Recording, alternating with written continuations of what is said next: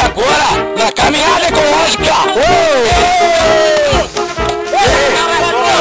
Vamos fazer entrevista aqui agora com o Strauss. O que ele tá achando do nosso passeio? Ele, ó, é muito bom porque nós estamos admirando as paisagens, os passos e os animais, igual o Lucas ali.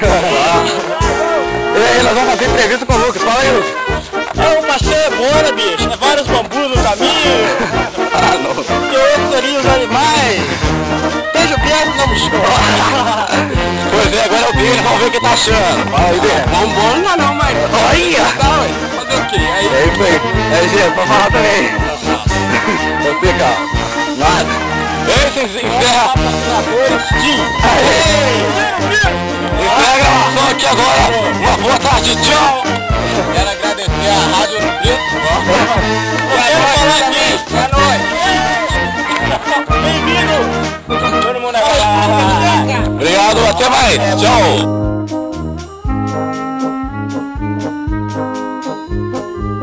Eles, Cláudio, nós estamos fazendo a trilha, esse aqui vai ser o primeiro vídeo. E aí, cara, o que você tá achando? O que você tá achando aí? Pode falar. Fala aí, caramba. E aí, Bini, será que eu vou viajar desse trem, né, cara? Fala aí, o que você tá achando do passeio?